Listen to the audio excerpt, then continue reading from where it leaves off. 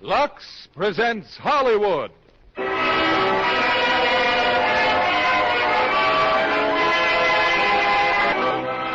Lever Brothers Company, the makers of Lux Flakes, bring you the Lux Radio Theatre, starring Paul Douglas and Linda Darnell in Letter to Three Wives. Ladies and gentlemen, your producer, Mr. William Keighley.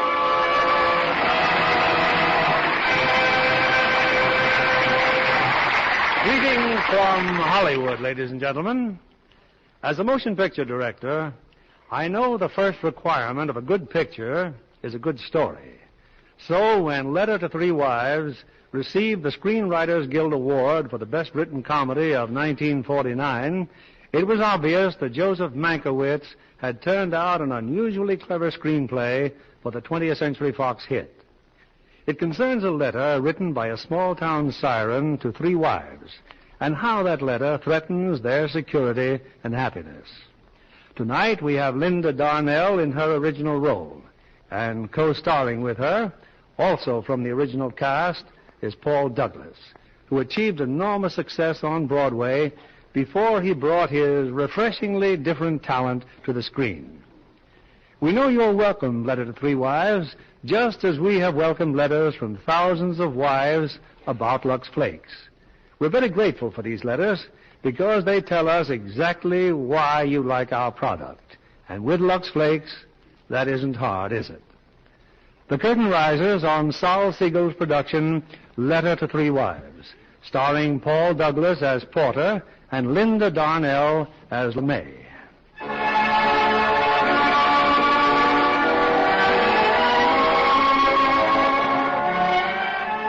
I've just finished writing the letter. In a moment, the messenger boy will take it down to the dock. He'll deliver it to my three dearest friends, Deborah and young on the excursion boat. And tonight, after the excursion, they'll all be together again. The first dinner dance of the season at the country club. I'm Mrs. Ross, Addie Ross. But this isn't my story, not exactly. It's the story of my three dearest friends. Let's start with Deborah, shall we? Mrs. Brad Bishop. I've known Brad a long, long time. It was Brad who gave me my first black eye and my first kiss. When Brad came home from the war, he brought a wife with him, Deborah. I wonder what they were talking about at breakfast this morning.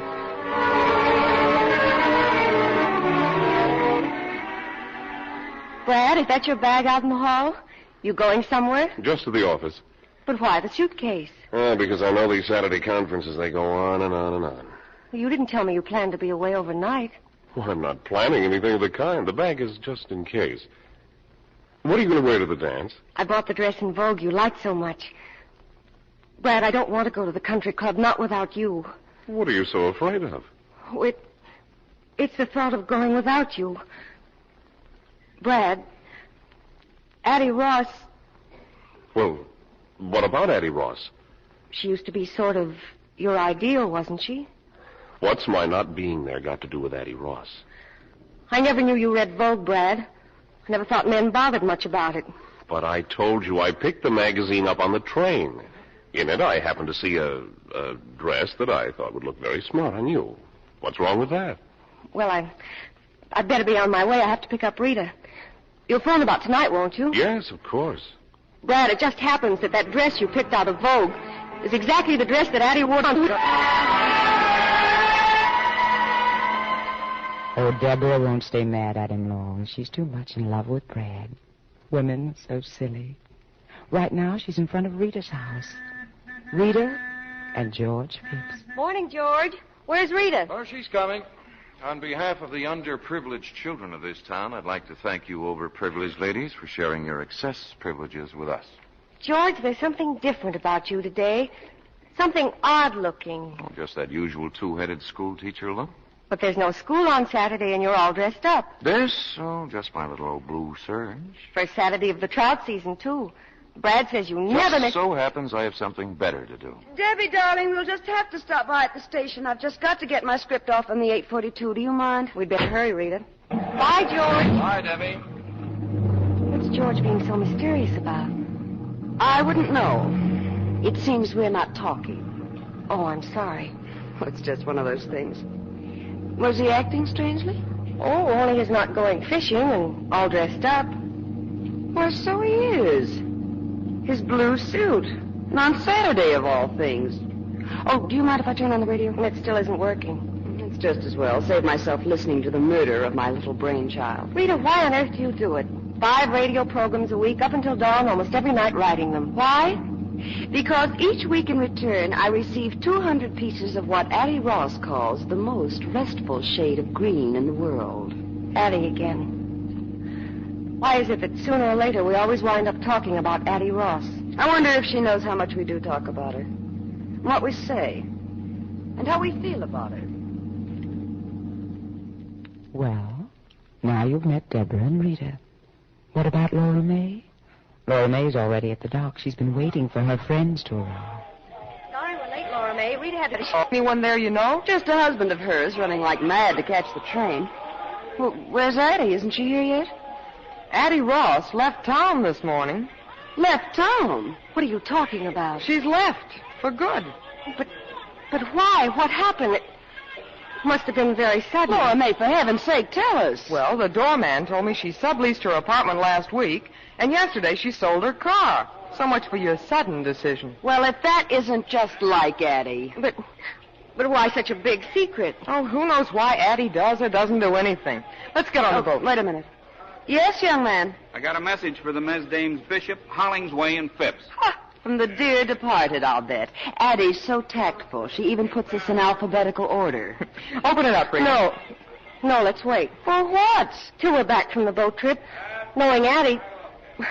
I mean, why let her spoil our day? It's going to be tough enough taking care of 50 children. She won't spoil my day. Addie Ross never saw the day she could spoil my day. All right. Read it, then. Dearest Debbie, Laura May, and Rita, as you know by now, you'll have to carry on without me from here. It isn't easy to leave town, to tear myself away from you 3 dear, dear friends who have meant so much to me. And so I consider myself extremely lucky to be able to take with me a sort of memento, something to remind me always of my 3 dearest friends whom I want never to forget. You see, girls, I've run off with one of your husbands, Love Addie. Well, if that's her idea of a Who joke... does she think she's kidding? If I ever catch up with that character, I'll tell her... Ladies, may I suggest? The captain seems to think, well, now he's getting rude about it. Who's getting rude? But either they get aboard this tub or we go without them. Well, it looks like Addie has crowned one of us Queen of the May. Come on, girls, let's take a boat ride.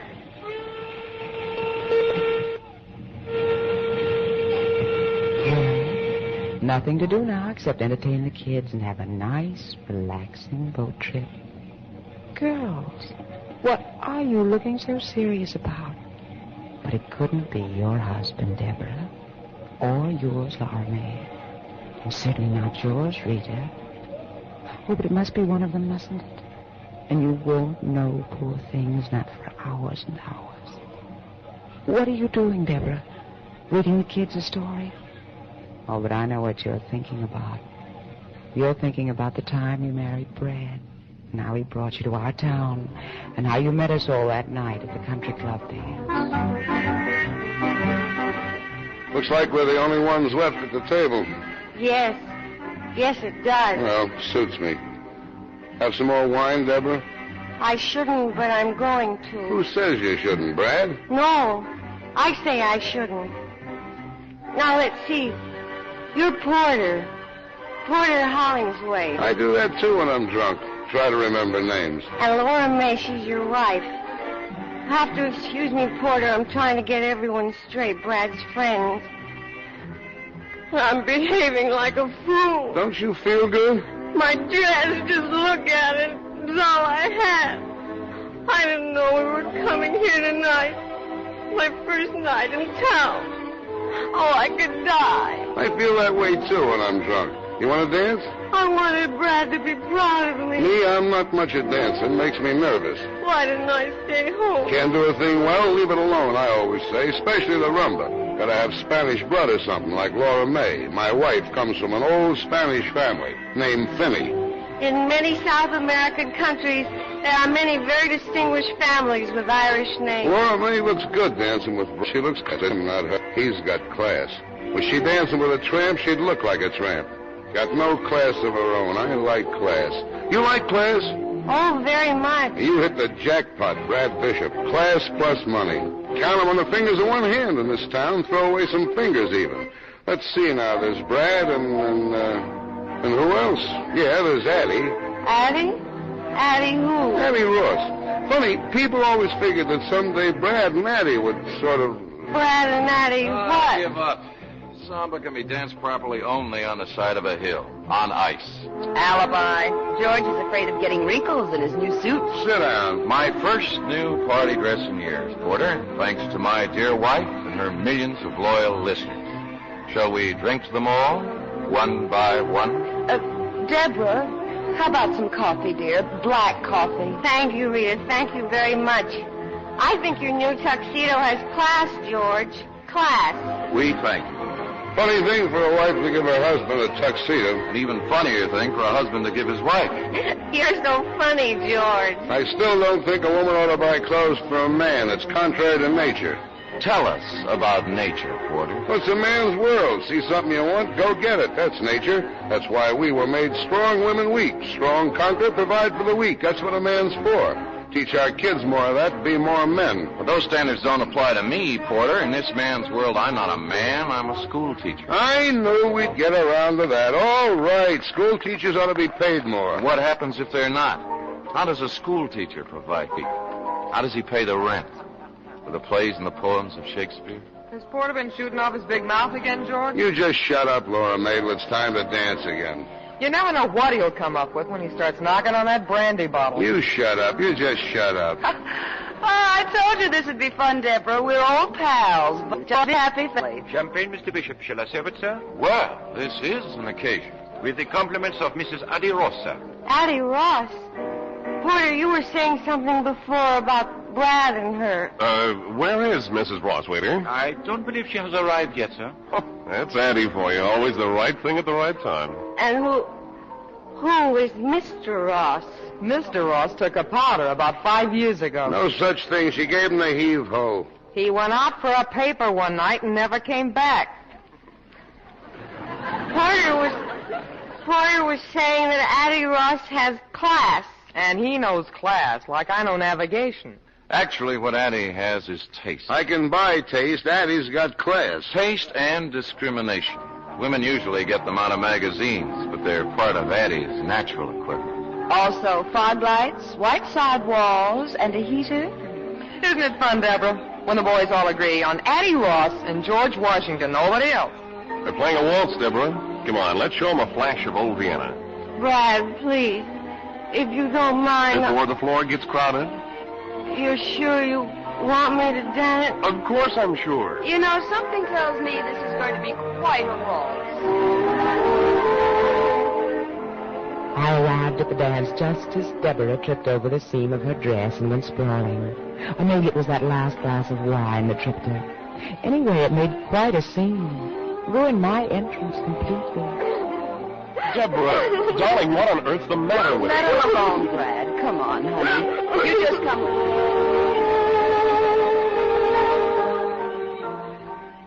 I can't stay in the powder room all night. Please take me home, Rita. Take me Now, home. look, you've got the idea that everybody's just waiting for you to come out. Maybe not, but Brad is. Because he's worried about you. He's ashamed of me. And I wanted so much to be do right, like Addie Ross. The right thing at the right time. But all I did was humiliate him. What happened tonight could have happened to anyone. Now, just take my word for it and come on.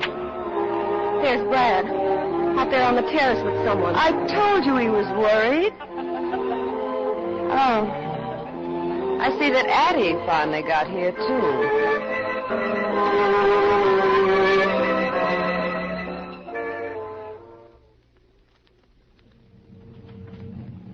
That was a long time ago, wasn't it, Deborah? That's when you first heard about me. And a little seed of suspicion took root.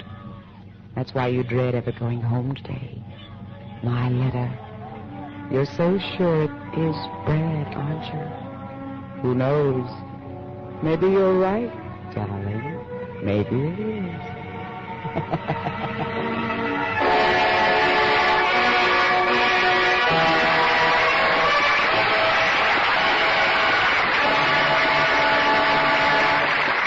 In a moment, our stars will return with Act Two of Letter to Three Wives. Here's our producer, Mr. Keeley.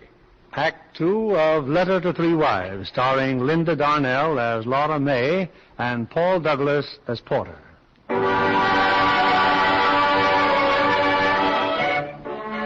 There's an excursion boat on the Hudson River. Aboard are three young, attractive wives who a couple of hours ago received a carefully timed letter from their dear friend, Addie Ross.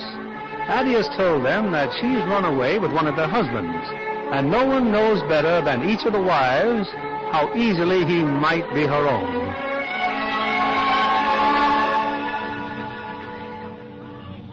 What's the matter, Debbie? The kids are down. I just took a minute to enjoy the view. Well, I think I've got the answer. Laura May. She's kept herself as busy as a bird dog ever since we got on this boat. If you're busy, you don't have time to think, do you? Depends what you think about. For instance, why your husband should suddenly decide to go to New York on a Saturday morning. Because Brad said... Brad? I'm talking about her husband. I saw Porter at the station when I mailed my script. He nearly knocked me down. Why should you think I meant Brad? Maybe because it might keep you from wondering why your husband dressed up on a Saturday with no school? You're being a little too touchy about a perfectly innocent remark, it seems to me. Oh, let's stop this sudden bickering. We're beginning to behave like some movie about a women's prison. Not a bad comparison at that. I'll leave it to Addie, breaking the news to us like this, knowing we couldn't do a thing about it all day long. Well, dear, enjoy the view. Addie's gone off with Porter, that's who. Maybe Brad, but I don't think so. It's Porter. Only why didn't George go fishing today? And his blue suit. Why his blue suit?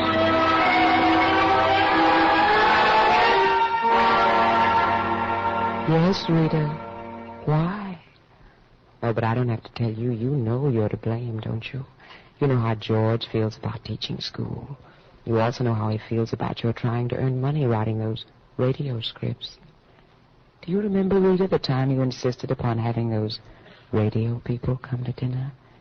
Mr. and Mrs. Manley. Remember, dear? Now, listen to me, Sadie. They're very important people, so let's get a couple of things straight. First, when you announce dinner... I know. I ain't supposed to say soup's on. Okay, dinner is served.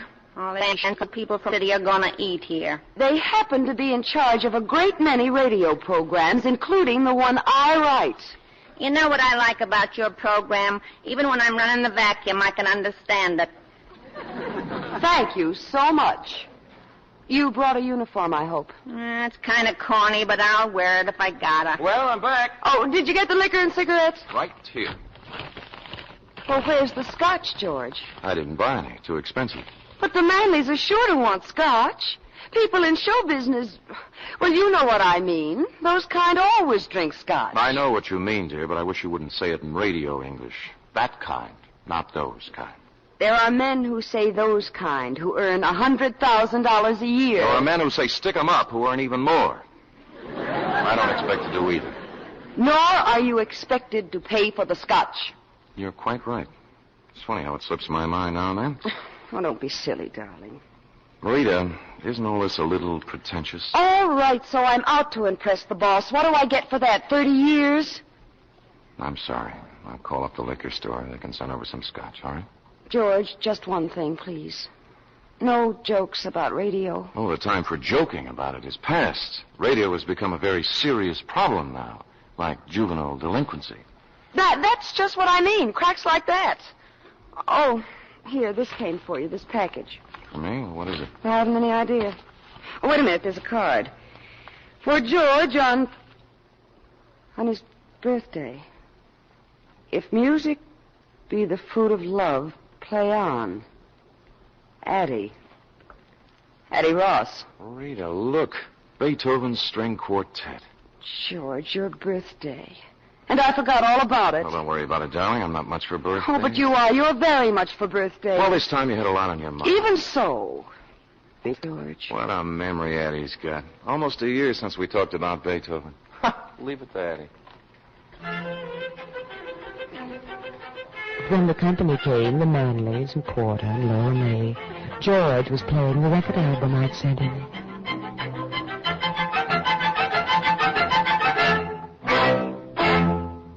That's what I mean, Mrs. Manley. Sometimes I just don't think we appreciate the miracle of the phonograph. What kind of set is that? That radio phonograph? Well, this, Mrs. Manley, is just something one of my students put together for me. Well, if I were you, I'd stick to the established trademarks. Puritone, say, or a Sonabel. Puritone? Yes, or a Sonabel. Well, I thought it sounded all right, Mr. Manley. Didn't you, Porter? My set plays 24 records, different sizes. Mix them up any way you like. Radio gets china clear as a bell. Also television. Except there's no television to get. We're too far away. Only television set in town. Like playing tennis without a ball. What do you want me to do about it? Build your personal television station? You don't need a station. Just yell a little louder. Mrs. Manley, are you sure I can't get you a drink before dinner? A cocktail, perhaps, or a scotch? Never touch alcohol in any form. Mr. Manley? He doesn't either. No. Well, coming from show business, you might say, I always imagined those kind took a nip now and then. How about you, Porter? Yeah. You know, Mrs. Manley, Mr. Hollingsway here has a chain of 7 department stores all over the state. I know all about it. Oh, yours is too big a light to be hid under a bushel, Mr. Hollingsway. George, would you give me a small bromo seltzer, please? You're a potential giant, sir. Not too small, George. I'm doing all right. I said a potential giant. Potential, yes. Something tells me I'm going to have a giant around the house. Got this whole state sewed up tight. But there are 47 other states, Port. Jack. With radio, I can put you into millions of those homes for 1/2 hour every week. He doesn't spend that much time in his own home. Soup's on. Yes, thank you, Sadie. Well, if we're all ready, I think we Sadie could... Dugan. Hiya, Laura May. Hey, what's with that outfit you've got on? And get a load of that cap. What are you supposed to be, Baby Snooks? I can't wait to tell Ma. There's a couple of things about you I can tell your Ma, too. Well, this quaint situation belongs in a true-to-life drama. Are you two related? We just had the same governess. You kill me. Well, it's just a small town, Mrs. Manley. Everybody gets to know everybody. If you don't mind crossing the tracks. Sadie's quite a radio fan, Mrs. Manley. Really? Keep it going night and day. And what are your favorite programs? Anything, so long as it keeps my mind off my feet. How are you going to put me in her house a half hour every week? But, Porter, Sadie is not a housewife. Still, they have a great influence over housewives. Your maid may not realize it, but whether or not she thinks she's listening, she's being penetrated. Well, it's a good thing she didn't hear you say that. And after penetration comes saturation. And when she's saturated, she'll find herself saying, Madam, I suggest that you buy our new washing machine at Hollingsway's. Not Sadie. And I've seen her when she was saturated to the eyes. You don't know what they're talking about. Just shut up and eat. Okay, giant.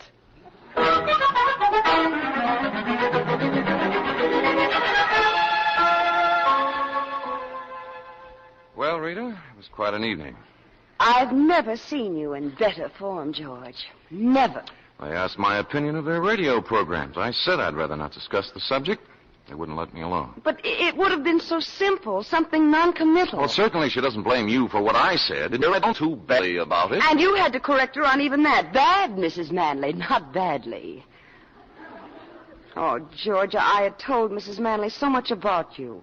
One of the editors is leaving their agency. There's a job open, $175 a week. And I told her... You told Mrs. Manley I might be interested in working for her? Now, George, please, listen to me. Come here. Sit down for a minute. Look, Rita, let's put aside my personal likes and dislikes. They're not important. I'm willing to admit that to a majority of my fellow citizens, I'm a slightly comic figure. an educated man. Well, nobody's asking you not to be. Think of the good you could do. Maybe raise the standard. And what's even worse than being an intellectual, I'm a school teacher. School teachers are not only comic, they're often cold and hungry in this richest land on earth. And thousands are quitting every year to take jobs that pay them a decent living. That is unhappily true. Then why not you? Because I can't think of myself doing anything else. What would happen, do you think, if we all quit? Who'd teach the kids? Who'd open their minds and hearts to the real glories of the human spirit, past and present? Who'd help them along to the future? And at that, I've been luckier than most. Even without what you earn, I've managed to keep our heads above water.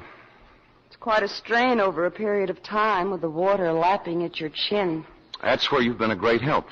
I'll admit it has upset my male ego from time to time. And your overdeveloped sense of taste and discrimination, which is apparently equaled only by that of Addie Ross. Let's try to keep Addie out. I am fed up with taste and discrimination. I'm fed up with your contempt for me and everything I try to do. You're talking nonsense. Oh, everything I say is nonsense. It's all this work. You're overtired. You do too much. And what do you suggest I stop doing? My moronic radio scripts, which pay most of your bills? Now, calm down. And what do I go back to? Washing, scrubbing, ironing, and a life of taste and discrimination?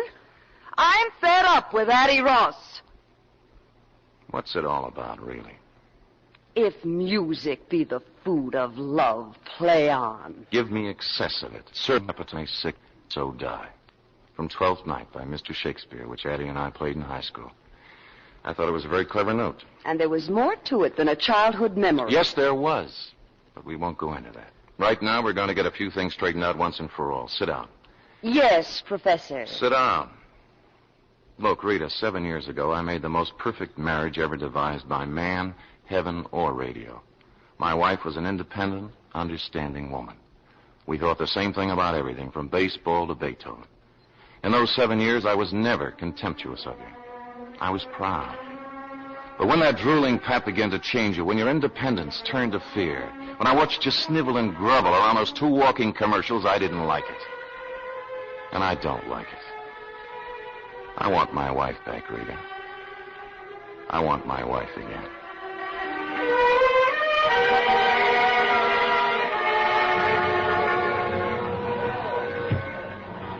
George and Addie. It must be George. Why didn't he go fishing? And his blue suit. Why the blue suit? Hey, Rita. Rita, Debbie wants you. The kids want to play some games. Hmm? Oh. Incidentally, Laura May, did you know Porter was at the station this morning? Look, honey, why don't I just tell you what you want to know? I don't know whether Porter ran off with Addie or not. But get this. I don't care. Just as good as we are. No matter what you say. Worried? Why? I've got everything I want. But everything. Everything, Laura May? Oh, you've come a long way, all right. You didn't live on the other side of the tracks. You lived on the tracks. Remember when you used to work in Porter's store? Remember your first date with him? You had it all worked out pretty carefully, didn't you, Laura May? Well, Ma, how do I look? Oh, hiya, Sadie. Hey, Laura May. Had a date with the boss, huh? Well, if I was you, I'd show more of what I got. Wear maybe something with beads. What I got don't need beads. What's your new job going to be? Something secret like a spy? Something you can't talk about in the office? All right, so I'm going to disgrace the fair name of Finney. Wait till it snows, Ma, and throw me out in the street. To think that a daughter How of many mine... payments are you behind on that ice box? Not for all the ice boxes in the world. They can come and take it away, though heaven knows it's one of the few joys I have in life. Ah, come on, Ruby, lay off her and deal the cards. Wait till the train goes by and hang on to your teeth. It's an express.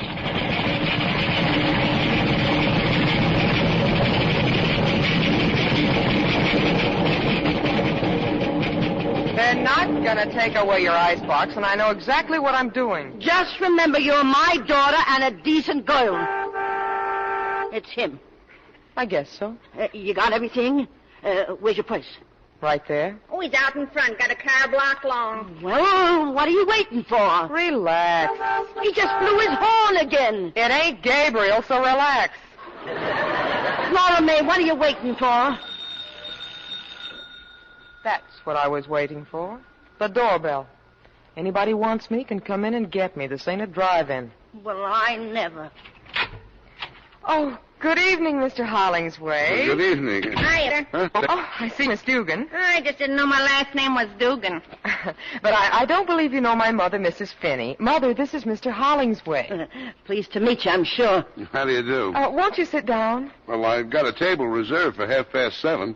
Yes, you are late, aren't you? I won't be a minute. Just get my bag. But your bag's right over... It's a cold night out, ain't it? Well, not bad.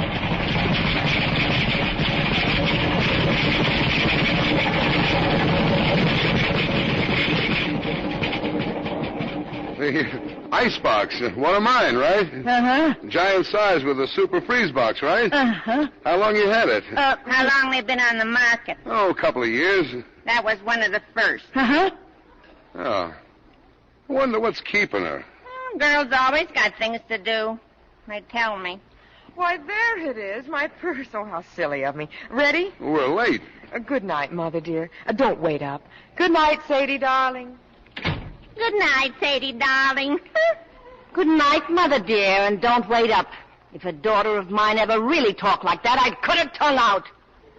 Beer? If you ain't got any champagne.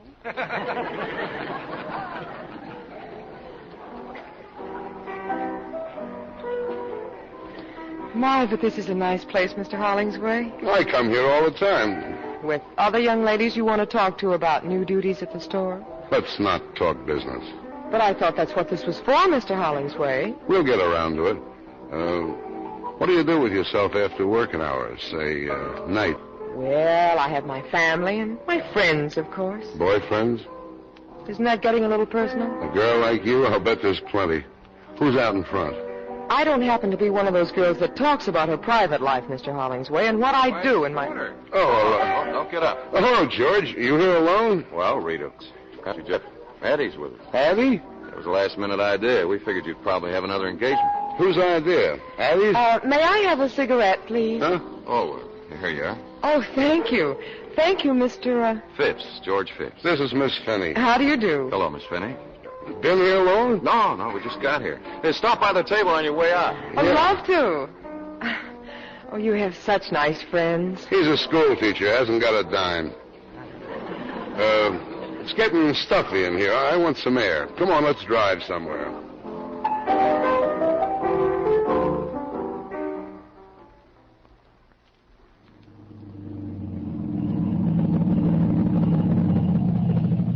You're smoking.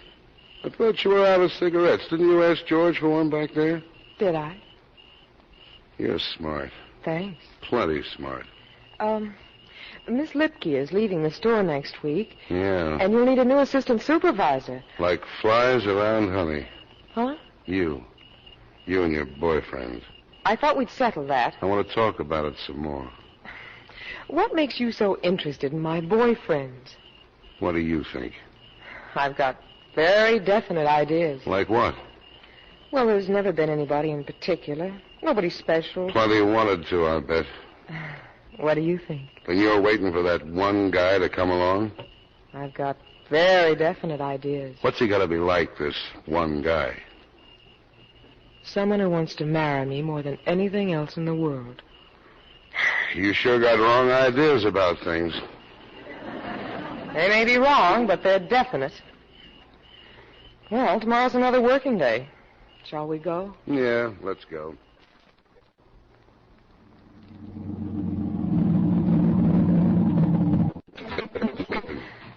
Look, I hope you don't mind my bringing it up again, but you do remember about Miss Lipke leaving, and what about tomorrow night? If you'd like. I'd like. 7:30.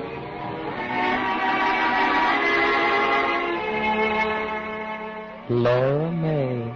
You're quite a girl, Laura May. You were right, Ma. I didn't have to worry about you. But now what, Laura May? What was it you told Rita you just don't care? I wonder.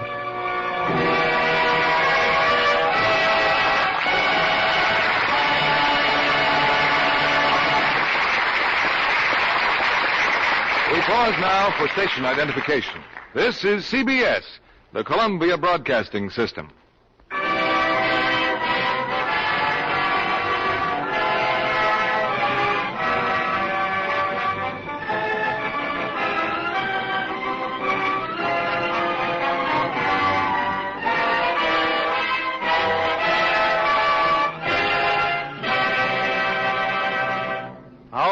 play Letter to Three Wives will continue in a moment.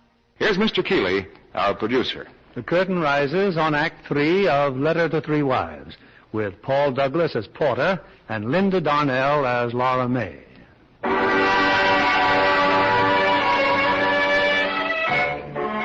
For Deborah, Rita, and Laura May, their lives, the excursion boat is still far from home, and it'll be hours yet before one of them knows the awful truth, that it's her husband who's run away with Addie Ross.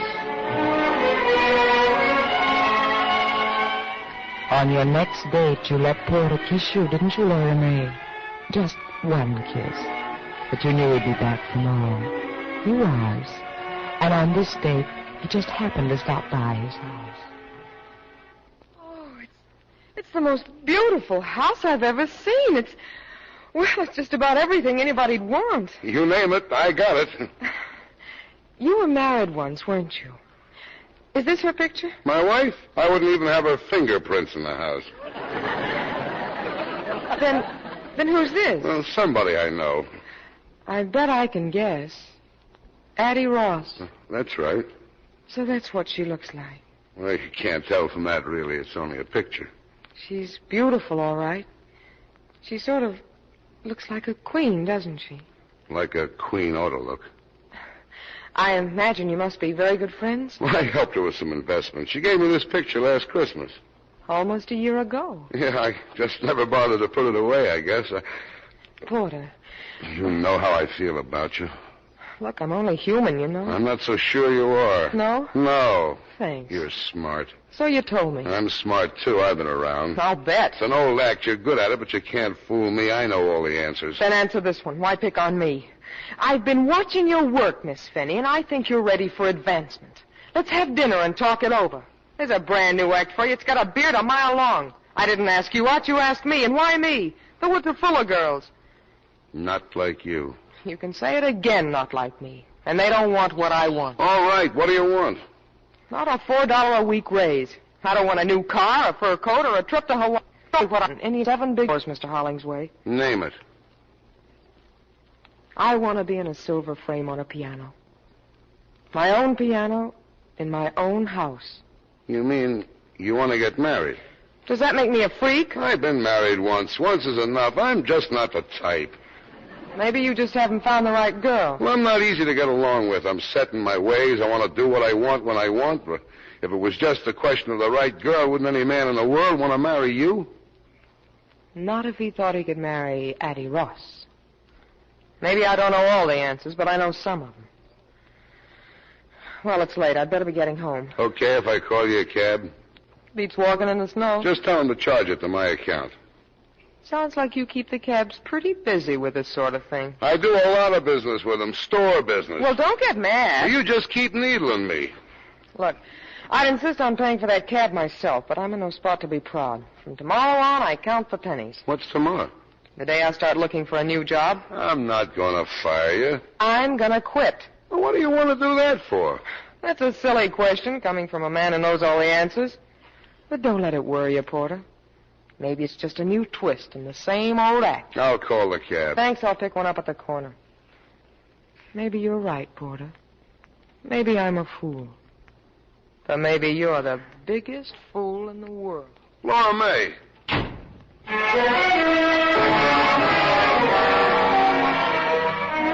Before you knew it, it was New Year's Eve. Your first New Year's Eve at home in a long, long time. Ma was going to a bingo party, and your sister Babe, naturally, had a date. Where's Sadie tonight, Ma? Isn't she picking you up? Sadie can't go to the bingo party. She's got a job serving up champagne for Mrs. Addie Ross and friends. Guess he'll be there, huh? Porter Hollingsway? Isn't it time you got dressed, Ma? Okay. It's me. Oh, hiya, Nick. Come on in. Is Babe ready yet? Unless she's beat her brains out with a powder puff. Sit down. Hey, Babe. Hey, how come you ain't dressed up? Oh, but I am. I'm going to a fancy dress ball. Yes, what? A queen. The Queen? A queen in a silver frame. I don't get it. I'll go see what's keeping Babe. I'll see who it is, will you, Nick? Yeah? Who are you? Oh, I'm just... Where's Miss Finney? She'll be out in a minute, Mr. Hollingsway. We met somewhere? I work in your shipping room. You waiting for Miss Finney? Yes, sir. What's your name? Nick Butler. We're just good friends, kind of, me and Miss Finney. Yeah. But I worked in your shipping room 3 years, Mr. Hollingsway. Oh, here they come, babe. Baboon face, Oh, Mr. Hollingsway. This is my sister, Babe. My real name is Georgiana. Oh, what do you say, babe? Happy New Year, Mr. Hollingsway. I thought Baboon Face was waiting for you. He used to. I gave him to Babe. He goes with a dress. I came to take you to a party. Addie Ross's party? Yeah. She must need another waitress. I told her we had a date and not to expect me if you'd made other plans. Here, these are for you. Orchids, huh? Thanks. Put them on. I'm not going anywhere. You wouldn't want to let them die. I'll put them in the icebox. The orchids ain't paid for either. Laura May, I can't take it anymore. I thought we decided to leave it alone. It's worse not seeing you, knowing you're here. Maybe I ought to leave town. Wondering about you, who you're with, who you're kissing. Take that easy now. I can't sleep nights thinking about you. So what? What about the way I feel, my sleep? But then I'm not even human, am I? I'm just a great big... You know the answer. I can't take it anymore. Well, what's the use, Porter? Tell Addie Ross it's the cook's night out, and I had to stay home with the icebox. Okay, Laura May. You win. I'll marry you. How about it? Thanks for nothing. Now, what kind of an answer is that? I don't know. I just felt like it, that's all. We'll do all right, kid. We're starting out where it takes most marriages years to get. Out in the open, no jokers. You'll see you've made a good deal, Laura May. Laura May, if you want me, honey, I'll be over to the Callahan Happy train. New Year, Ma. We're gonna be married. Bingo!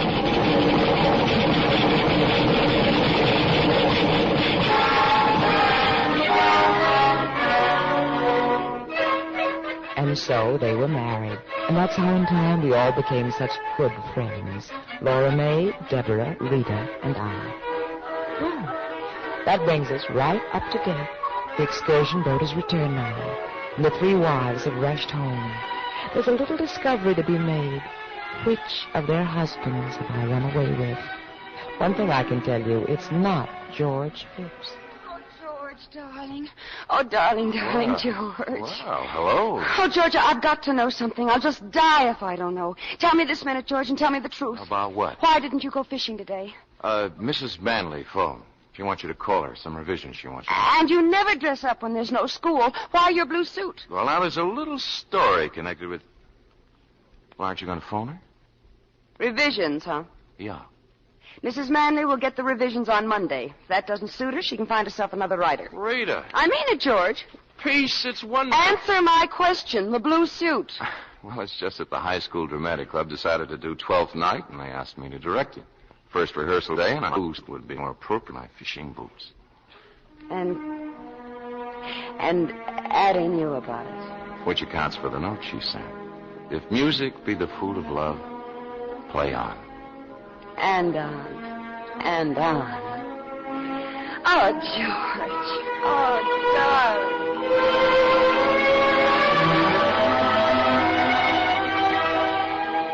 darling. Well, that clears up George, doesn't it?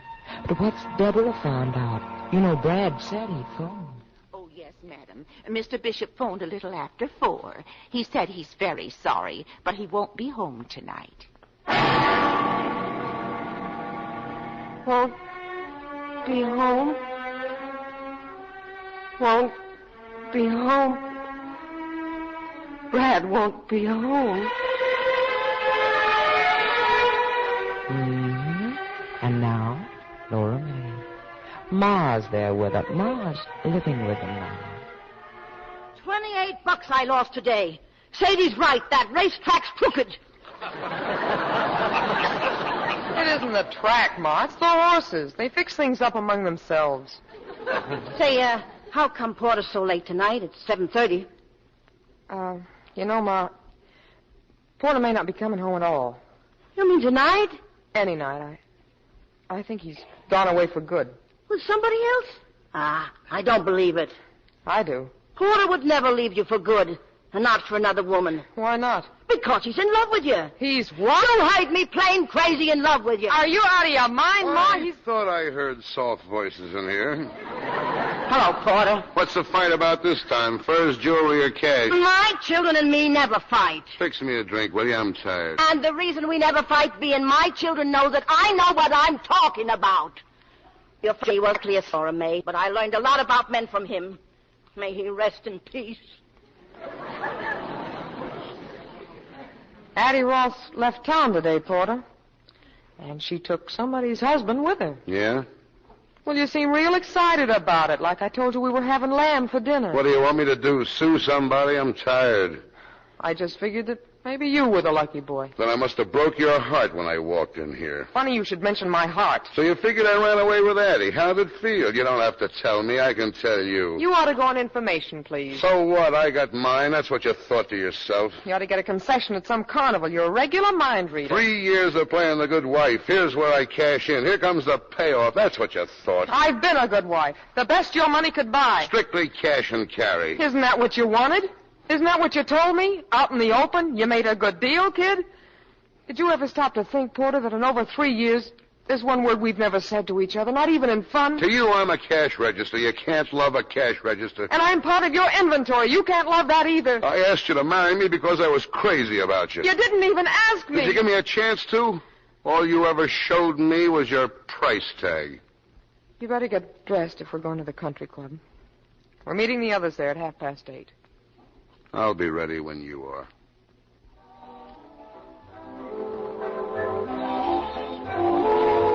You know, Porter, this is a lot like my very first dance here. You and I, alone at the table. Yeah, but where's Brad? You don't know? No what? Let's just say he's been detained, Porter. He didn't come home. You sure you don't want to drink? I'm sure. See that guy dancing with Laura May? A bookie. All the barber shops and saloons in town dancing with my wife. But he came over, he asked very politely. She'd dance with anybody. Well, she waited to see me. Object of a pansy. Then you have no right to complain. Oh, I got no complaints. I'm Happy Joe from Kokomo. Greatest little wife in the world. Fine home, fine friends. Everybody loves me. Oh, why don't you stop acting like a spoiled baby? What are you sore about? You're so stupid. Oh, wait a minute, Debbie. Have you any idea how much Laura May's in love with you? No. How much? So much she's afraid to tell you. Afraid you'd laugh at her. Me? Laugh? She couldn't say it with a straight face, Laura May, in love with me. But it's all she can do to wait it out. Wait it out? Yeah, like an annuity till it matures, like a slot machine till it pays off. That's what she's waiting for. The chance to call it off, to collect. The end of the line. Fares, please. Oh, tell me about love and Laura May. Well, such a fine, relaxed atmosphere. Better take a look under the table, George, see if there's a body hidden. Rita, what was it you called Addie down at the pier? A dear departed? Well, maybe that's who's under the table. Only it's Brad. I don't understand this conversation at all. How drunk am I? Thank you very much for the dance, Mrs. Hollingsway. Let's do it again sometime. And thank you, Mr. Hollingsway. Yeah. Well, he seems pleasant enough. Who is he, Laura May? A business associate of my mother's. He's a bookie. Her mother bets with him. Will everyone excuse me, please? I think I'd like to leave. I'll drive you, Dad. I'd rather go by myself if you don't mind. What's going on here? Shut up. Will somebody tell me what this is all about? Later, I'll tell you later. Don't you really know, Porter? No. Come on, Debbie, let's take No, I want to tell Porter what he doesn't know. I want to say it out loud. Deb, don't be silly. I've tried hard to make believe. The way you do, Porter. But I'm not as much of a man as you are. My husband has run away with Addie Ross. Good night, all. Sit down, Debbie. Porter, please. Sit down for a minute. Let her go, Porter. You keep out of it. Everybody else, too. Brad didn't run away with Addie Ross. I did. But how? You're here. A man can change his mind, can't he? Porter, you're quite a guy. Yeah. Porter. Now let her alone. Let her go if she wants to. She'd have known in the morning anyway that Brad wasn't the one. She'd have had a tough night. She's just a kid. Will I, dance with me, George? Just a minute, Rita. Okay, Laura May, you've got it. They all heard me say I ran away with another woman. You can take me for everything you'll ever want. Like always, Porter, when you start knocking on that brandy bottle, you'll come up with anything. I guess I've stopped listening because if you said anything, I just didn't hear it. Well, why don't everybody dance? You heard her, George. Laura May. Oh, you big gorilla. But why are you crying? Let's dance? Uh-huh. Hi. Good night, everybody.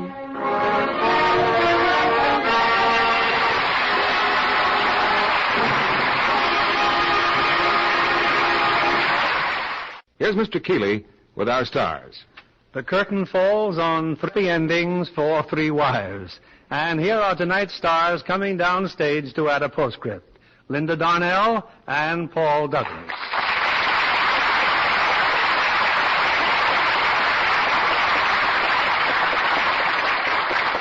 I want to congratulate you and the studio which has been nominated for an Academy Award. Well, everyone at 20th Century Fox was very proud, Bill, when Letter to 3 Wives and Darrell F. Zanuck's 12 O'Clock High were both among the 5 pictures nominated. And if there are any awards around for an outstanding comedy team, you and Paul should have them for tonight's performance. Well, thank you, Bill, but I'll take my Lux Flakes if it's all right with you. Yes, sir, those flakes got class, and that's what I like, class.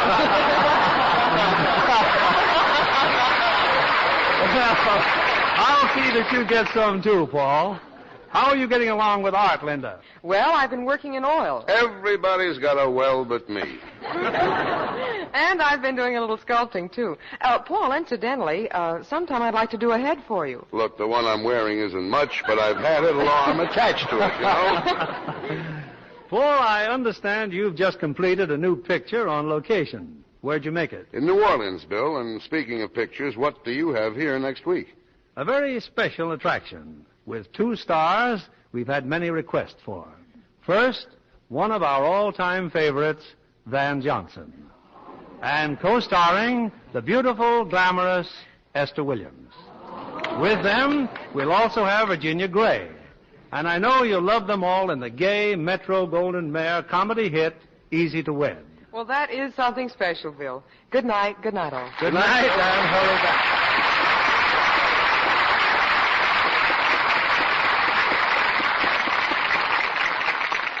Here's a beauty tip from a famous screen star, Myrna Loy. She says, for all over Lux loveliness, the new bath-size Lux toilet soap is wonderful. You'll agree with Myrna Loy when you try this generous, satin-smooth bath-size cake.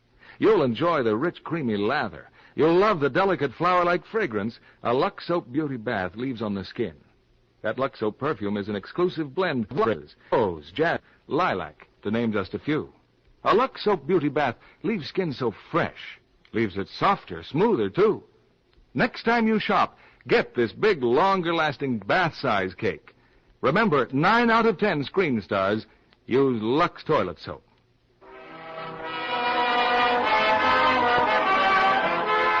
Lever Brothers Company, the makers of Lux Flakes, join me in inviting you to be with us again next Monday evening when the Lux Radio Theatre presents Van Johnson and Esther Williams in Easy to Wed with Virginia Gray. This is William Keeley saying good night to you from Hollywood.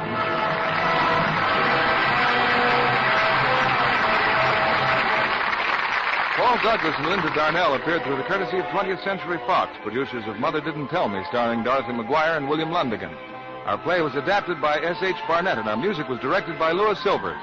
This is your announcer, John Milton Kennedy, reminding you to join us again next Monday night to hear Easy to Wed, starring Van Johnson and Esther Williams with Virginia Gray. Stay tuned for My Friend Irma, which follows over these same stations.